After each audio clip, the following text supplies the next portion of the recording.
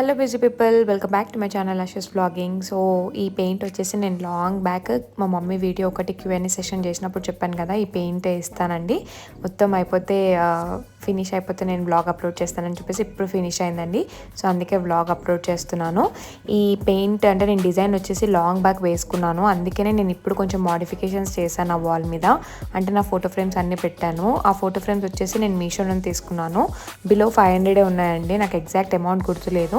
So photo frames అయితే చాలా బాగున్నాయి క్వాలిటీ. నేను ఒకవేళ లింక్ ఉంటే ఇస్తాను, మీకు కావాలంటే చెక్ చేయండి. అండ్ ఆ వీడియో నేను పెట్టింది వీడియో కూడా బిట్స్ అండ్ పీసెస్లో పెడతాను. సో నేను యాక్రిలిక్ పెయింట్స్ తోటి మొత్తం అవుట్లైన్ అంతా గీసుకుంటున్నానండి. ఆల్రెడీ నేను పెయింట్ నార్మల్గా డిజైన్ అంతా ముందే వేసుకున్నాను కదా, సో దాని మీద నేను మొత్తం వేస్తున్నాను.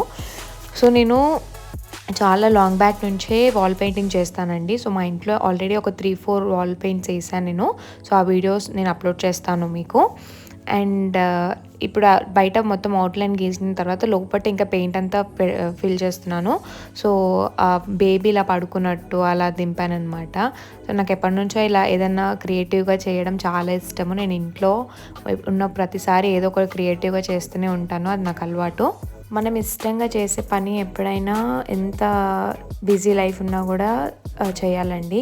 సో నేనైతే కంపల్సరీ ఇలాంటి క్రియేటివ్ థింగ్స్ చేయడం నాకు చాలా ఇష్టం. సో ఇలాంటి దానికి కంపల్సరీ నేను టైం తీసుకుంటాను. ఎందుకంటే మనము ఇలానే టైం వేస్ట్ చేసుకున్నాం అనుకోండి, లైఫ్లో వెనుకకి తిరిగి చూస్తే ఏం చేసామంటే ఏం లేదన్నట్టు అనిపిస్తుంది.